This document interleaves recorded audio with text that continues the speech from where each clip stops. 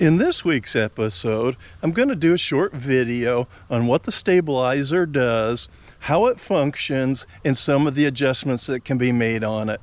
So let's get the bike out in the sunlight here and get started with letting you know how it works.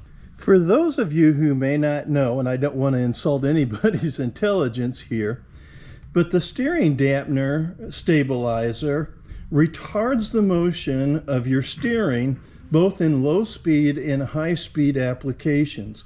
It's done that through hydraulic valves inside the device. So there's oil inside this Scott steering stabilizer, and it works exactly like your shocks and your fork tubes work, minus the spring.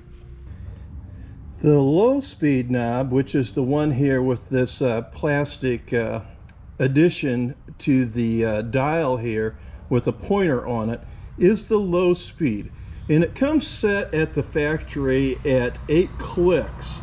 The low speed does come with actual clicks in it, and this is preset as a starting point. I'm going to listen to that until I've had a chance to ride the bike a little bit and see whether I need to turn it down or increase the dampening on it. But I presume they know what they're talking about. So it starts out at 8, and this low speed is just for normal driving without any obstructions being hit, just slow speed dampening. This black knob and dial here is the high speed dampening. And this is if you hit some kind of obstruction or something violently jerks your steering. Like if you hit a rock and it wanted to twist the steering. This high-speed valve is what takes over from the slow-speed valve. What's interesting is if you adjust the slow-speed valve, it affects the response of the high-speed valve and vice versa to a little bit degree, but mainly the low speed will affect the high speed. But this will work and take over when the low speed quits working. The high-speed valve is infinitely adjustable, and there's no markings on it, so you might want to put like a little dab of paint or something on it that marks it so that you know where that spot is at. And they recommend that you adjust it in 1/8 of a turn increments, either more dampening or less dampening. This has also been preset from the factory, so I really need to ride the bike before I mess with any of these settings, because I want to see how close it is to where I will need it for my preference in riding. The final adjustment on the instrument here is on each side here.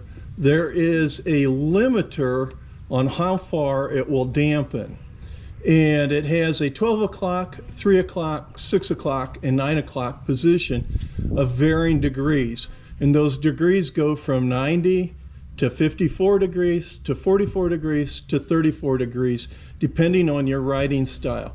Street bikes, they recommend you set it for 90 degrees, which would probably cover you for almost the entire arc of your steering before you hit your stops on the bike itself. In this particular case, it was set up for this bike at 54 degrees. So if you think of it from dead front center, the 54 degrees is half on one side and half on the other side. So that 54 degrees is split in half at 27 degrees to your left and 27 degrees to your right. After you get past that arc, then there's no dampening whatsoever. So it depends on your riding style and what you're comfortable with and how far you want the dampener to work. Well, I hope this description helps you make a decision on whether you want to get a stabilizer or not for your bike.